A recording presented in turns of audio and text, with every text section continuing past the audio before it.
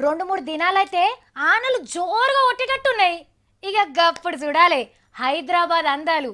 రోడ్ల మీద గుంతలు, రోడ్డు పక్క పొంటి కాలువలు, మురికి కాలువలలో చెత్త.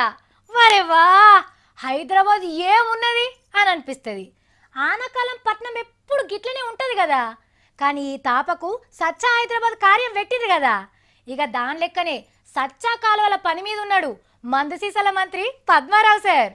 సికింద్రాబాద్లో ఉన్న శిల్కలగూడ, మహమ్మద్గూడ, బౌద్ధనగర్, పార్షిగుట్టలకు పోయి వాన వరదకు మురికి కాలువల పొంటి బతుకుతున్న జనం బడే తిప్పలరుచుకున్నాడు పద్మారావు సారు.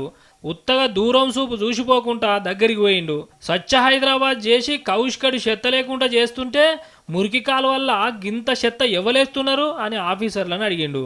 అగో సారే కాలువలకు దిగుతున్నాడు కదా, కంపు కొడుతున్నా కూడా. గంత మురికిలోకి దిగి కాలువల ఏం తట్టుకుంటున్నదో చూస్తున్నట్టున్నాడు సారు. జర పైలం అసొంటల్లే పడు సారు. అగో పెద్ద కట్టె తెచ్చి చూపిస్తున్నారు.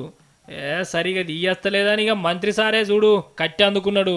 సారు మొత్తం కట్టె మీదనే ఉరగకు, ఆయనతో అది ఇరగగల్లా.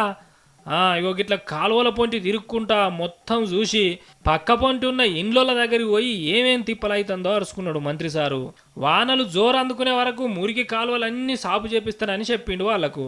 ముసూర్లు అందుకుంటే కానీ తెలియదు మరి పద్మారావు సార్ చేపించే పని ఎట్లుంటుందో.